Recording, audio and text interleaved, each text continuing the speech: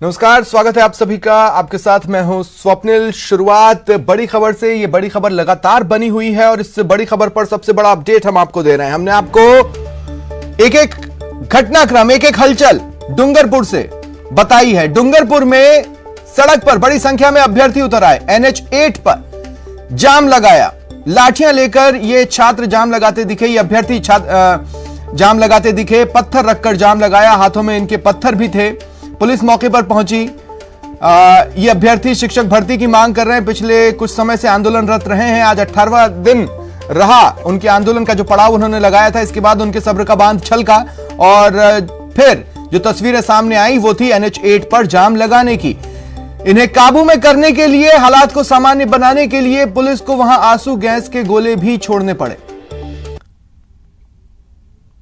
ज्यादा जानकारी के लिए बात करते हैं सहयोगी जयेश पवार से। जयेश, शुरुआत से लेकर अब तक जो कुछ हुआ है बताइए। स्वप्निल, मैं बताना चाहूंगा, शिक्षक 2018 के अंदर कुल 5,431 पद जो थे वो सरकार ने सृजित किए थे। उसमें से सामान्य वर्ग के 50% पद थे और बाकी जो 45% है वो ST वर्ग के अभ्यर्थियों के पद थे। ST वर्ग के अभ्यर्थी जो है वो सभी पद जो उनके जो अभ्यर्थी पास हुए थे उनके द्वारा भर दिए गए थे, जबकि सामान्य वर्ग के जो ओपन कैटेगरी के जो 50% पद है उनको सभी वर्गों से भराना जा रहा था, लेकिन उसमें अभ्यर्थी पदों के अनुसार पास नहीं हुए और 1167 पद जो है वो रिक्त रह गए। अब जो ST वर्ग के जो अभ्यर्थी हैं वो पिछले 2 साल से वो जो ओपन कैटेगरी के जो रिक्त पद हैं उनको ST वर्ग से भरने की मांग कर रहे हैं, जिसको लेकर के वो पिछले 18 दिन से हाईवे के पास काकरी डूंगरी पहाड़ी पर पड़ाव डाले हुए थे और लगातार प्रदर्शन कर रहे थे। आज इसी मामले में जो ST वर्ग के अभ्यर्थी जो है TSP एरिया के, जो TSP जिले हैं के वहां के सभी के मिला करके और उनके जो समर्थक है हजारों की संख्या में काकरी डूंगरी पर जुटे और उन्होंने हाथों में पत्थर और लाठियां लेकर के जो हाईवे जाम कर दिया। इसके बाद पुलिस पर पथराव हुआ। जवाब में पुलिस ने आंसू गैस के गोले जो है वो छोड़े हैं। बिछीवाड़ा के जो थानाधिकारी है उनके सहित कई पुलिसकर्मी भी घायल हुए हैं। SP, कलेक्टर सहित सभी आला अधिकारी जो प्रशासन और पुलिस के मौके पर है और हालात को काबू में करने के प्रयास किए जा रहे हैं। इधर जो हाईवे जाम की बात करें तो पुलिस ने जो उदयपुर से जो गाड़ियां आ रही हैं उनको मोतली मोड़ से डूंगरपुर होकर बिछीवाड़ा और अहमदाबाद की ओर डाइवर्ट किया है। वहीं जो अहमदाबाद से जो ट्रैफिक आ रहा है उसको बिछीवाड़ा से डूंगरपुर होकर मोतली मोड़ होते हुए उदयपुर की ओर डाइवर्ट किया है। स्वप्निल, तो इस वक्त अगर हम मौके पर देखें तो क्या कुछ हमको दिखाई देगा वहां पर? जी स्वप्निल, मौके पर हजारों की संख्या में हाईवे पर एक तरह से कब्जा कर लिया है जो अभ्यर्थी और उनके समर्थक है उन लोगों ने। फिलहाल पुलिस उनसे दूर है क्योंकि वो पहाड़ी पर है और जैसे ही नजदीक जाते हैं वो पथराव करते हैं। इस घटना में कई पुलिस के और अन्य लोगों के वाहन भी जो है क्षतिग्रस्त हुए हैं और कुछ पुलिसकर्मी, जैसे मैंने बताया कि बिछवाड़ा थानाधिकारी और एक डूंगरपुर SDM का ड्राइवर सहित कई पुलिसकर्मी घायल हुए हैं। स्वप्निल, इनसे बातचीत के प्रयास चल रहे हैं, पेच कहां पर फंस रहा है? बातचीत के जो प्रयास है वो प्रशासन लगातार कर रहा था। पिछले 18 दिन से प्रशासन ने कई बार समझाइश की थी, लेकिन अभ्यर्थी अपनी जिद पर अड़े हुए हैं। सरकार का इसमें जो पहले का जो मामला है उसमें सरकार का ये कहना है कि जो 1167 पद है वो सभी वर्गों से भरे जाने हैं, सिर्फ ST वर्ग के अभ्यर्थियों से नहीं भरे जा सकते क्योंकि वो सभी 1167 पद ओपन कैटेगरी के हैं, उन पर सभी का अधिकार है। लेकिन ST वर्ग के जो वंचित अभ्यर्थी है जिनको इसमें नौकरी नहीं मिली और जो रह गए वो उनका ये कहना है कि ये सारे पद हमसे भरे जाए। 2 मोर्चे खुले हुए थे डूंगरपुर में जयेश, एक तरफ ये और दूसरी तरफ इनकी बातों का विरोध करने वाले लोग भी। क्या उनके बीच में कोई सुगबुगाहट इस घटनाक्रम से नजर आई? जब से ST वर्ग के अभ्यर्थियों ने ये आंदोलन शुरू किया है कि जो ओपन कैटेगरी के जो 1167 पद हैं उनको ST वर्ग के अभ्यर्थियों से भर दिया जाए, तभी से लेकर के जो दूसरा वर्ग है जो सामान्य और OBC वर्ग है उन्होंने भी डूंगरपुर जिले में और पूरे TSP एरिया में मोर्चा खोल रखा है कि ये जो पद है उन पर सभी जाति वर्गों का समान रूप से अधिकार है और उनको सभी जाति वर्गों से भरा जाए। इसको लेकर के जो सामान्य और OBC वर्ग है वो भी पिछले 18 दिनों से लगातार शांतिपूर्वक धरना प्रदर्शन और ज्ञापन देने के जो कार्यक्रम है वो कर रहा है। हाँ नहीं, लेकिन इन लोगों के बीच में जिस तरह की टकराव की स्थिति है जयेश, इसलिए मेरा ये सवाल है कि अब जैसे मान लीजिए आज एक धड़ा सड़कों पर उतरा और जाम लगाया, अब हो सकता है दूसरे धड़े को लगे कि इस तरह तो ये सुर्खियां बटोर ले गए, हमें भी कुछ करना होगा। यानी पुलिस प्रशासन की जो जिम्मेदारी है वो सिर्फ यहीं पर इसी वक्त इस घटना को काबू करने तक सीमित नहीं रहेगी, उसके आगे भी रहेगी। स्वप्निल, मैं बताना चाहूंगा जो एसटी वर्ग के अलावा जो सामान्य और ओबीसी वर्ग जो दूसरा वर्ग है उसका ये ट्रेंड रहा है जो पिछले दिनों से हम देख रहे हैं कि लगातार वो सामान्य रूप से धरना प्रदर्शन और सरकार को ज्ञापन दे रहे हैं। उन्होंने अभी तक किसी प्रकार का उग्र प्रदर्शन या पड़ाव जैसी जो प्रदर्शन है उन्होंने नहीं किए। इसको देख करके ऐसा नहीं लगता कि ये दोनों वर्ग आमने सामने होंगे या पुलिस के सामने इस घटना के बाद में सामान्य वर्ग या ओबीसी वर्ग को भी संभालने की चुनौती आएगी, ऐसा फिलहाल दिख नहीं रहा है। ठीक है, शुक्रिया जयेश हमारे साथ जुड़ने के लिए और तमाम जानकारी के लिए। तो ये तस्वीरें आप देख रहे हो, इन तस्वीरों को देखने के बाद सहज ही अंदाजा लगाना आसान है कि पुलिस के लिए किस तरह वहां पर पसीने छूटने की स्थिति बन रही है। आप देखिए किस तरह से गाड़ियों को भी नुकसान पहुंचा है। इन अभ्यर्थियों के हाथों में आपको लाठियां भी नजर आ रही हैं। मौका लगते ही पत्थर उछालते भी कुछ लोग आपको इसमें दिखाई देंगे। पुलिस मौके पर पहुंची, आंसू गैस के गोले भी दागे, लेकिन फिलहाल जो तस्वीरें इस घटना स्थल पर दिख रही हैं उसके हिसाब से हालात पूरी तरह काबू में नहीं आए हैं और एक तनाव है जिसे कि प्रशासन रीड कर पा रहा है। हालांकि कोशिश लगातार चल रही है कि पूरी तरह से हालात सामान्य कर लिए जाएं, लेकिन कुछ सवाल जो बदस्तूर बने हुए हैं वो यही कि 18 दिनों से इनका पड़ाव चल रहा था, 18वें दिन आकर इनके सब्र का बांध छलका। क्या सोल्यूशन पहले नहीं निकल सकता था, ये एक बड़ा सवाल है। दूसरा, क्या इस तरह की तस्वीरें सामने आने के बाद इन प्रदर्शनकारियों पर किसी तरह की कोई कार्रवाई होगी? अजमेर से हादसे की खबर है। यहां एक दर्दनाक सड़क हादसा हुआ। NH8 पर ट्रेलर पलट गया। ये ट्रेलर तेल से भरा हुआ था जो कि NH8 पर पलटा है। नारेली गांव के पास यह हादसा सामने आया। ट्रेलर का जो ड्राइवर है वो गंभीर रूप से घायल है। नेशनल हाईवे 8 पर तेल से भरा ट्रेलर अनियंत्रित होकर पलट गया। टैंकर में भरा तेल सड़क पर फैल गया। टैंकर पलटने से यातायात बाधित हुआ है। मौके पर पुलिस पहुंची, टैंकर को क्रेन की मदद से हटाया। घटना में टैंकर चालक घायल हुआ है जिसे JLN अस्पताल में भर्ती कराया गया, उसका इलाज चल रहा है।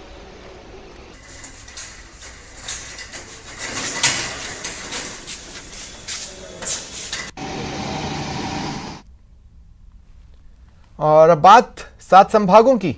प्रदेश के सभी संभागों में आज कौन कौन सी बड़ी खबरें हैं, इस पर जानकारी देने के लिए हमारे साथ जुड़े हैं हमारे सहयोगी। जयपुर से पूजा अग्रवाल, भरतपुर से प्रवीण शर्मा, उदयपुर से कपिल श्रीमाली, अजमेर से अभिजीत दवे, कोटा से शाकिर अली और जोधपुर से चंद्रशेखर।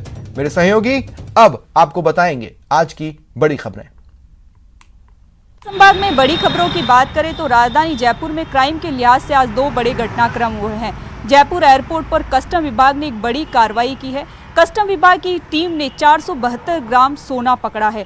टीम ने सोने के साथ में 2 आरोपियों को भी दबोचा है। सोने की कीमत है वो मार्केट में करीब 24.5 लाख है। कुवैत से ये सोना इंडिगो की फ्लाइट से जयपुर पहुंचा था। फैंसी आइटम के रूप में सोना जयपुर लाया गया था। वहीं दूसरी बड़ी खबर की बात करें तो राजधानी के पावटा में ACB ने बड़ी कार्रवाई की है। ACB की टीम ने स्कूल प्रिंसिपल को ट्रैप किया है। स्कूल प्रिंसिपल नवोदय विद्यालय का है और बिल क्लियर करने की एवज में ये राशि ले रहा था। प्रिंसिपल के पास से 15,000 की रिश्वत की राशि भी बरामद की गई है। फिलहाल ACB की टीम आरोपी प्रिंसिपल से पूछताछ कर रही है।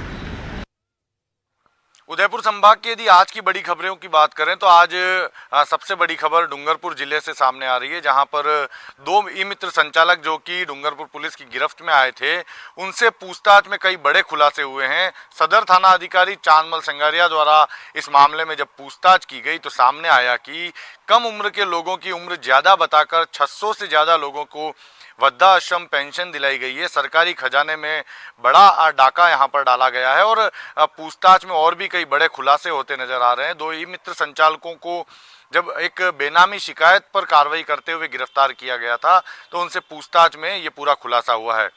जिला पुलिस को एक बेनामी शिकायत मिली थी, उसमें ई-मित्र संचालकों द्वारा कम उम्र के लोगों को ज़्यादा उम्र बताकर वृद्धाश्रम पेंशन दिलाने की शिकायत की गई थी।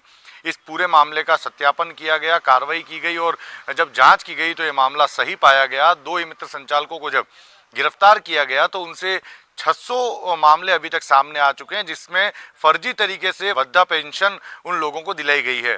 पूछताछ में 5 अन्य और ई मित्र संचालक भी सामने आए हैं। ऐसे में अभी कार्रवाई आगे भी जारी है। और दूसरी बड़ी खबर राजसमंद जिले के आमेर थाना क्षेत्र के सरदारगढ़ रोड की है, जहां पर एक ट्रक चालक का अमानवीय चेहरा सामने आया है, क्योंकि रोड पर बने गड्ढों के अंदर एक टैंकर चालक ने एसिड खाली कर दिया और उसके बाद में जो मवेशी वहां पर थे वो पानी समझकर उस एसिड का सेवन कर लिया, जिससे मवेशियों की तबीयत बिगड़ गई। एक भैंस की मौत भी हो गई।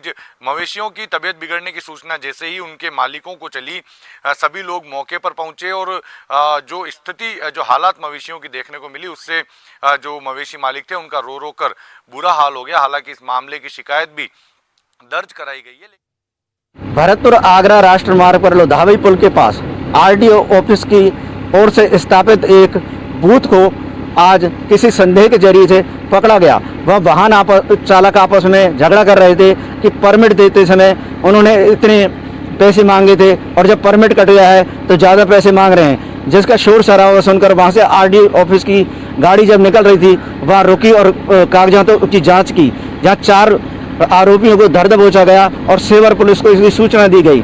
जब परमिटों की जांच की गई तो ट्रक चालकों ने बताया कि हमेशा इस तरह से तैयारी होने के बाद भी उनसे अधिक वसूली की जाती है, जिसे लेकर वहां पर रवन्ने काटे गए थे और अवैध वाहन उन रवन्नों को छोड़कर वहां से रफू चक्कर हो गया। इसकी जानकारी जब खनन विभाग और वन विभाग को पड़ी तो वह भी मौके पर पहुंचे और वाहनों की जाँच के लिए रवन्नों को इकट्ठा किया। खनन विभाग का कहना है कि इस तरह के अवैध रवन्नों के जरिए अब तक 100 गाड़ियां पकड़ी जा चुकी हैं, जिनके लाखों रुपए के चालान भी काटे जा चुके हैं और पत्थर भी जब्त किया जा चुका है। तो ब्रज विश्वविद्यालय ने अब एफएम की सिस्टम से छात्र छात्राओं को पढ़ाने के लिए उपकरण लगाए गए हैं, जिसकी लागत 30 लाख रुपए बैठेगी।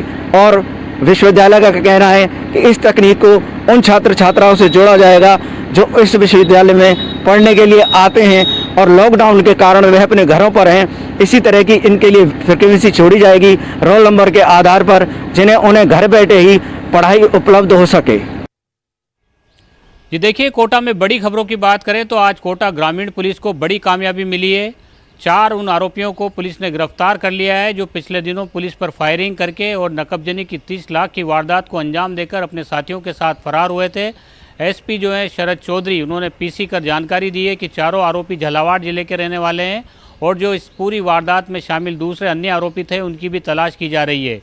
आपको बता दें 19 तारीख की करवाड़ क्षेत्र की ये घटना है और इटावा थाना पुलिस पर जो है इन आरोपियों ने वारदात की थी, फायरिंग की और मौके से फरार हो गए थे। इससे पहले इन्होंने करवाड़ गांव में एक घर को निशाना बनाया था और 30 लाख रुपए की नकबजनी की वारदात की थी और इसी फरारी के दौरान पुलिस पर भी इन्होंने फायरिंग की थी और पूरे इलाके में दहशत सी फैल गई थी। पुलिस की काफ़ी टीमें जो है इस पूरे इलाके में छानबीन भी कर रही थी, लेकिन सफलता नहीं मिली थी। उसके बाद एक टीम गठित की गई, एएसपी पारस जैन के नेतृत्व में टीम का गठन किया गया और उसके बाद इन 4 आरोपियों को जो है झालावाड़ से पुलिस ने गिरफ्तार कर लिया है। झालावाड़ पुलिस की भी इसमें अहम भूमिका रही और संयुक्त कार्रवाई के दौरान ये 4 जो बदमाश हैं वो पुलिस के हत्थे चढ़ गए।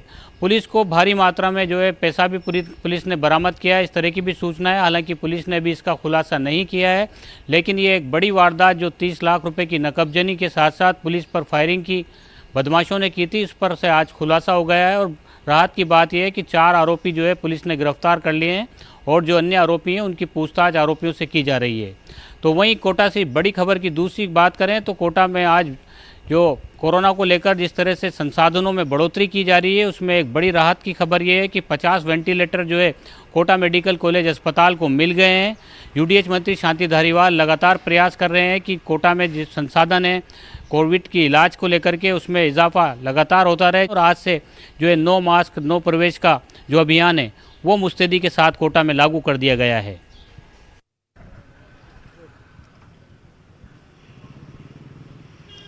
देखिए, अजमेर की बड़ी और प्रमुख खबरों की बात करें तो लगातार जिस तरीके से कोरोना संक्रमण अजमेर में फैलता जा रहा है, उसको देखते हुए पिछले दिनों राज्य सरकार ने अजमेर में भी धारा 144 लागू की है, जिसकी सख्ती से पालना अब जिला पुलिस ने करना शुरू कर दिया है। खासतौर से जो सार्वजनिक स्थान है, जो सैर सपाटों की जगह है, वहाँ पर पुलिस गश्ती दल जो है लगातार पहुंच रहा है और किसी तरह की भीड़ वहां पर एकत्रित न हो, इसको सुनिश्चित किया जा रहा है। इसी लिहाज से अजमेर शहर में जो अन्ना सागर चौपाटी है, रीजनल चौपाटी है, इन तमाम ऐसे स्थानों पर जो है पुलिस का गश्ती दल लगातार पहुंच रहा है और लोगों से समझाइश करने के साथ साथ अगर ज़रूरत पड़ रही है तो वहाँ सख्ती भी कर रहा है और उनके चालान भी काट रहा है और इस बात को सुनिश्चित कर रहा है कि कोरोना की इस महामारी के दौर में संक्रमण जो है वो और अधिक न फैले और लोग जो हैं वो सतर्क और सावधान रहें और कोरोना से बचाव में अपनी भूमिका जो है वो निभाते रहें और सरकार और शासन प्रशासन का सहयोग भी करते रहें।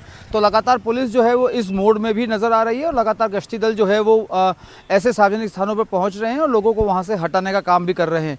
इस सबके अलावा करीब 7 महीने के बाद इस महीने 9 सितंबर को जब दरगाह शरीफ खोली गई थी तो आज पहली बार दरगाह में ज़ायरीन की मौजूदगी के बीच में जो है महाना छठी जो है वो मनाई गई, जिसमें बड़ी संख्या में ज़ायरीन जो हैं वो दरगाह पहुँचे और उन्होंने वहाँ पर अकीदत जो है अपनी पेश की है। हालांकि कोविड के चलते हेल्थ प्रोटोकॉल की सख्ती से यहाँ पर पालना की गई है और किसी तरह का भीड़ जो है वो एकत्रित न हो, इस बात को भी सुनिश्चित किया गया था। हालांकि दरगाह के बाहर किसी तरह की ज़ायरीन की भीड़ नहीं रही, लेकिन दरगाह के अंदर कुछ एक इलाकों पर ज़ायरीन जो है वो आपस में सोशल डिस्टेंसिंग की पालना करते हुए नज़र नहीं आए, जिस पर दरगाह कमेटी के नुमाइंदे थे, चाहे अंजुमन कमेटी के नुमाइंदे थे, तमाम लोगों ने जो है ज़ायरीन को सख्त हिदायत देते हुए उन्हें सोशल डिस्टेंसिंग अपनाते हुए अपनी अकीदत पूरी करने की हिदायत दी थी, जिस पर बेहद शांतिपूर्ण और सौहार्दपूर्ण माहौल में आज दरगाह की महाना छठी जो है वो निभाई गई है। सबके अलावा अजमेर में अब पानी की समस्या जो है वो अब धीरे धीरे जो है विकराल रूप लेती जा रही है। शहर के कई इलाकों में 48 घंटों के अंतराल में भी पीने का पानी मुहैया नहीं हो पा रहा है, जिसको लेकर लोगों का